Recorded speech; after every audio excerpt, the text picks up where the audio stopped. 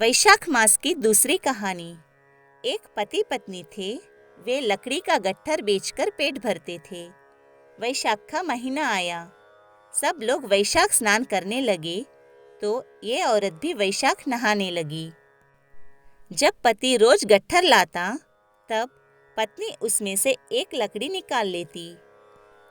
वे वैशाख नहाकर आती और आंवला पीपल सींचती। ऐसा करते एक महीना हो गया। पत्नी नहा धोकर एक एक बचाई हुई लकड़ियों का गट्ठर बनाकर बेचने गई। भगवान का नाम लिया तो वो लकड़ियां चंदन की हो गई।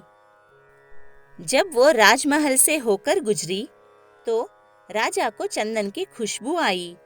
राजा ने पूछवाया कि लकड़ियों की कीमत क्या लेगी, तो वे बोली, जितना आप चाहे दे, पर मुझे 5 ब्राह्मण जिमाने हैं।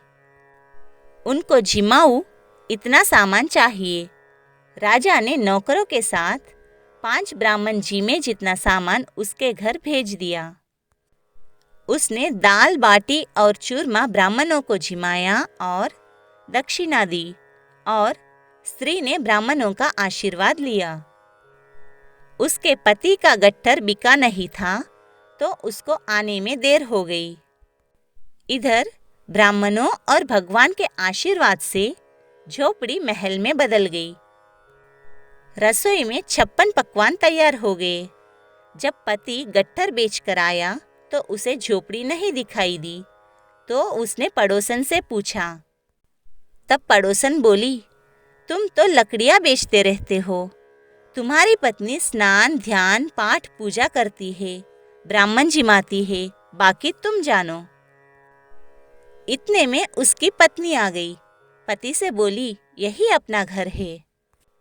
पति को गुस्सा आया और बोला, तूने चोरी की या डाका डाला जो अचानक इतना धन आ गया? तब वे बोली, मैंने वैशाख स्नान किया, बड़ पीपल सींचा, उसका फल भगवान ने मुझे दिया। ब्राह्मण जिमाने के लिए रोज आपकी लकड़ियों के गट्ठर में से एक लकड़ी निकालती थी। वो लकड़ियां भगवान की कृपा से चंदन की हो गई। जब मैं वो बेचने गई तो राजा ने गट्ठर मांगा। मैंने राजा से सूखा सामान मांगा जिससे ब्राह्मण जिमाए और दक्षिणा दी। ब्राह्मणों ने आशीर्वाद दिया, उसका फल भगवान ने हमें दिया। ये सब सुनकर पति को तसल्ली हुई। दोनों पति पत्नी ने साथ भोजन किया और महलों में वास किया। हे भगवान, जैसे उन पति पत्नी के भंडार भरे वैसे सबके भरना। खोटी की खरी, अधूरी की पूरी जानना।